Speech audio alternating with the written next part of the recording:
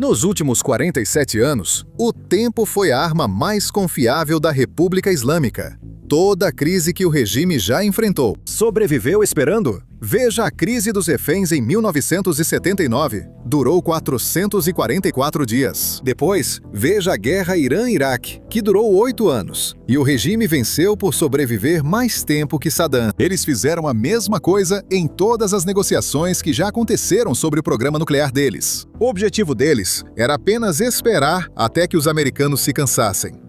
Em todos os conflitos, seja militarmente ou diplomaticamente, a República Islâmica sabia que tinha mais tempo do que seus inimigos. Infelizmente para o CGRI, essa equação agora está mudando. E está mudando por causa do bloqueio dos Estados Unidos.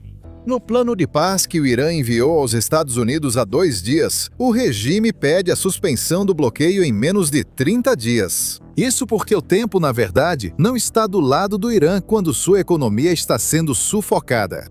Antes de analisarmos o plano de paz enviado pelo Irã e as novidades de ontem, vamos ver como a situação interna do país está piorando e como o regime está ficando sem espaço para armazenar o petróleo extraído. Indícios apontam que o bloqueio naval dos Estados Unidos começa a impactar gradualmente o território continental do Irã. O porta-voz do Ministério da Indústria, Minas e Comércio do Irã alertou para a cautela na compra de carros, afirmando que os recentes aumentos de preços são resultado de manipulação artificial do mercado, sem base econômica real. O mesmo órgão confirmou planos de importar carros usados. Teherã começou a reduzir mais cedo a produção de petróleo bruto para evitar atingir o limite de armazenamento, sem esperar os tanques encherem. Um alto funcionário afirmou que a medida é preventiva. Após anos de sanções e paralisações, o setor de petróleo se adaptou. Engenheiros podem paralisar poços sem danos duradouros e reiniciá-los rapidamente. Hamid Hosseini, porta-voz das exportações iranianas de petróleo, gás e produtos petroquímicos, disse que o setor tem experiência suficiente e não está preocupado. Agora, essa é uma tendência comum que veremos ao longo deste vídeo. Qualquer notícia que venha do Irã vai dar a impressão de que o Irã realmente não está desesperado. Devemos focar menos no que as autoridades dizem e mais em suas ações, como Teherã já ter reduzido a produção de petróleo bruto. Basicamente, eles não estão extraindo petróleo do solo porque estão preocupados em atingir os limites de armazenamento. Se isso ocorrer, os resultados podem ser catastróficos para a infraestrutura ao redor dos poços de petróleo. Se precisarem desligar os poços de petróleo, pode ser muito difícil reativá-los depois. E claro, como vocês sabem, além disso, também está em andamento a Operação Fúria Econômica. Isso basicamente se refere às sanções e bloqueios que o Departamento do Tesouro dos Estados Unidos tem imposto sobre fundos iranianos e empresas iranianas ou empresas que estão ajudando o Irã. Agora, antes de entrarmos em como está indo essa operação, só um lembrete rápido para todo mundo clicar no botão de curtir e se inscrever aqui embaixo. Isso realmente nos ajuda no algoritmo do YouTube. O algoritmo do YouTube geralmente não favorece os temas de guerra que cobrimos. Mas, no fim das contas, as guerras dominam o noticiário neste momento, e nosso objetivo é manter vocês atualizados sobre o que está acontecendo ao redor do mundo. Então, não se esqueça de clicar no botão de curtir e se inscrever aqui embaixo. E agora, vamos voltar para a Operação Fúria Econômica. Hoje de manhã, o secretário Bezant concedeu uma entrevista e comentou sobre o andamento da operação. Ouça! Você pode nos dar uma atualização sobre o estrangulamento econômico que vocês vêm implementando no Irã? Vocês ainda pretendem aplicar sanções secundárias ou sanções ao Irã ou àqueles que fazem negócios com o Irã? Sim, Maria, só para lembrar você e seus telespectadores, isso começou com a ordem do presidente Trump, em março passado, de exercer pressão máxima. E há 3 semanas, o presidente deu a ordem para o Tesouro e para mim para iniciar a ofensiva econômica. E a maneira de pensar sobre isso é que estávamos correndo uma maratona nos últimos 12 meses. E agora estamos correndo em velocidade máxima em direção à linha de chegada. E posso te dizer que estamos sufocando o regime e eles não conseguem pagar seus soldados. Isso é um verdadeiro bloqueio econômico e envolve todas as áreas do governo. Todos apostos é o bloqueio que a nossa grande marinha está fazendo. Nenhum navio está passando e aumentamos a pressão sobre qualquer um que tente enviar dinheiro para o Irã para ajudar o CGRI. Eles são uma instituição corrupta e vem roubando o povo iraniano há anos. Tem dinheiro no exterior que rastreamos e continuaremos rastreando. E vamos preservar esses ativos para o povo iraniano quando este conflito terminar. Ele comentou que o Irã prejudicou a si mesmo ao atacar países do Golfo, especialmente os Emirados Árabes Unidos. Os Emirados Árabes Unidos estavam dispostos a ignorar quando o CGRI usava empresas, inclusive de fachada, dentro do país para driblar sanções. Após o Irã lançar 2.000 mísseis e drones contra os Emirados Árabes Unidos na guerra, os oficiais do país não querem mais ignorar a situação. Na verdade, eles agora estão sendo muito proativos em identificar essas contas iranianas e basicamente congelar todo o dinheiro que está nelas. Aqui está a atualização do secretário Bassante. Ouça só. Eles realmente calcularam mal quando começaram a bombardear seus vizinhos do Golfo com ataques diretos. E, em resposta, os vizinhos do Golfo, que eu descreveria como um tanto permissivos ao permitir dinheiro da Guarda Revolucionária Iraniana, dinheiro do regime iraniano em seus sistemas bancários, têm sido muito colaborativos. E vieram até nós, nos deram os detalhes e nos permitiram congelar esses ativos. Então, a Guarda Revolucionária está vendo seus ativos roubados por anos, décadas, por 47 anos serem congelados e desaparecerem rapidamente. Os Emirados Árabes Unidos decidiram que a OPEP não é para eles. A maioria dos monopólios eventualmente desmorona sob seu próprio peso. E Maria, podemos falar sobre isso agora ou em 1 minuto? Mas isso me dá muito otimismo de que os preços do petróleo do outro lado desse conflito vão estar muito mais baixos do que estavam antes. Ou no começo do ano ou em qualquer momento de 2020, 2025.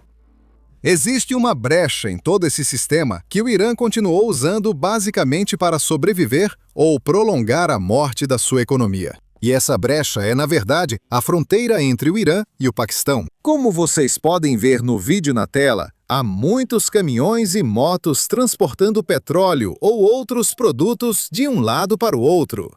Essa é a forma iraniana de contornar o bloqueio naval dos Estados Unidos, que sufocou seu comércio, exportações e importações. Isso é intrigante, pois se pensaria que o Paquistão apoia os Estados Unidos, dado o quanto eles realmente ajudam o país. Mas é aqui que acho que o dinheiro fala mais alto. O Paquistão é praticamente uma ditadura militar. Embora tenha um governo civil, ele não tem tanto poder. Existe um lado militar de toda a economia que controla tudo o que realmente importa. Infelizmente, todo esse contrabando na fronteira entre Irã e Paquistão gera grande lucro para os militares. Provavelmente é por isso que isso ocorre. Agora, o presidente Trump foi questionado, já que virou grande notícia.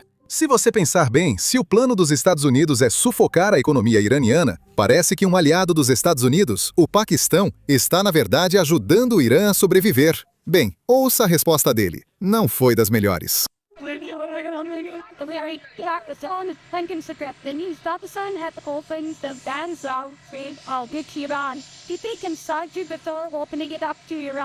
And are you aware of it? There's a vicious pig. I know where this. Sim, estou bem. Tenho verificação binária. Tenho grande respeito pelo Paquistão, pelo Marshal e pelo Primeiro-Ministro. Agora, há algo positivo em tudo isso, que é o fato de que todo esse esquema de contrabando ainda é uma brecha muito pequena. O Irã não pode, de forma alguma, substituir o que conseguia exportar por meio de petroleiros que transportam.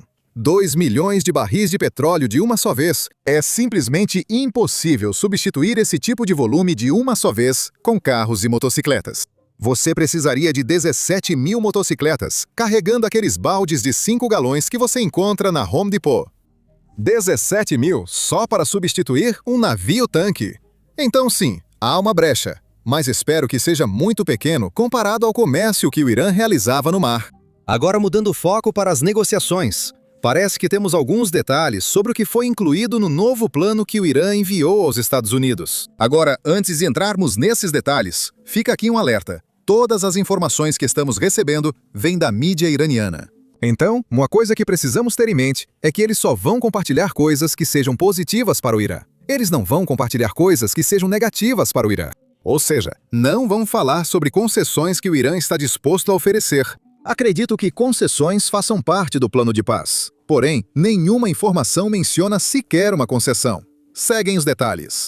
Fontes disseram que o plano iraniano tem 3 etapas principais e visa transformar o cessar-fogo em fim da guerra dentro de 30 dias. Prevê compromisso de não agressão, inclusive de Israel, para garantir fim dos combates e evitar retorno à guerra no Oriente Médio.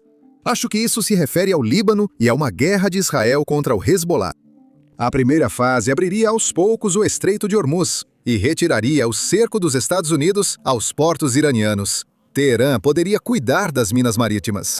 A segunda fase da proposta estipula o retorno do Irã ao enriquecimento após o prazo limite a 3,6%, de acordo com o princípio de estoque zero. O plano inclui que os Estados Unidos e Israel se abstenham de atacar o Irã e seus aliados, em troca de o Irã se abster de lançar ataques. A proposta rejeita desmantelar a infraestrutura nuclear ou destruir instalações do Irã. O fim das sanções envolve liberar aos poucos os fundos congelados.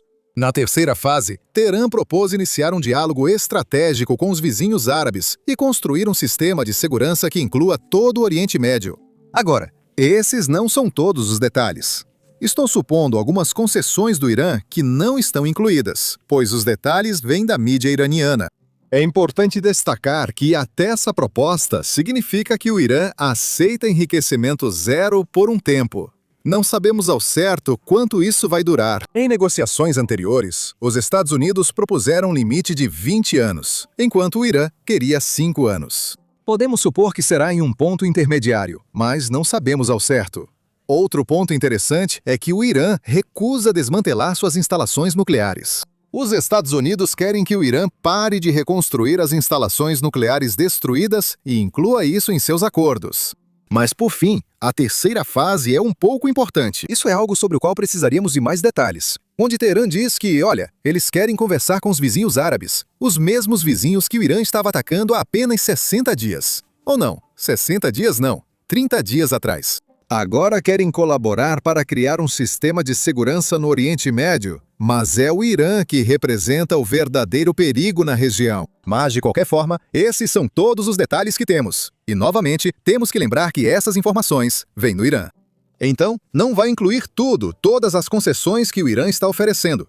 Agora, esta é a declaração que o presidente Donald Trump fez ontem em relação a essa proposta. Ouça só.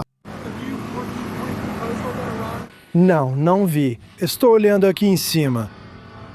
Sim, eu te aviso sobre isso depois, mas... Ontem à noite você disse que talvez fosse melhor não fazer acordo nenhum. Eu não precisava fazer isso. Não disse isso. Falei que, se fôssemos embora agora, eles levariam 20 anos para reconstruir. Não vamos embora agora. Faremos isso para que ninguém precise voltar em 2 ou 5 anos. Você também disse ontem à noite. Eles explicaram o conceito do acordo e vão enviar a redação exata agora. Ele também publicou este tweet. Em breve analisarei o plano que o Irã enviou, mas não imagino que seja aceitável, pois eles ainda não pagaram um preço suficientemente alto pelo que fizeram à humanidade e ao mundo nos últimos 47 anos. Obrigado pela atenção. Depois, ele falou sobre eliminar os mísseis restantes do Irã. Ouça. Veja, cerca de 85% da capacidade de fabricação de mísseis do Irã foi eliminada. Correto. Todos perceberam que é um bom segredo para eliminar. Bem, eu gostaria de eliminar isso e gostaria que isso fosse o começo para que eles se reconstruam. E sim, eu gostaria de eliminar. Agora, para entender por que o Irã está se comportando da maneira que está agora, precisamos voltar e olhar como o Irã chegou onde está hoje. Isso não significa apenas voltar a 1979, quando ocorreu a Revolução Islâmica. Na verdade, precisamos voltar ainda mais, até quando a dinastia Qajar governava o Irã no século XIX, e analisar como as decisões que a classe dominante tomou naquela época ainda afetam o Irã até hoje. Bem, adivinha só? É exatamente isso que estamos fazendo no nosso podcast, em vários episódios que acabou de ser lançado hoje. Então, se você é alguém que se interessa pela história do Irã e por como chegamos até onde estamos hoje, com certeza vá conferir. Você pode assistir clicando nos links na descrição, ou pode simplesmente assistir clicando na tela final que aparece na sua tela, basicamente clicando no vídeo que está na sua tela.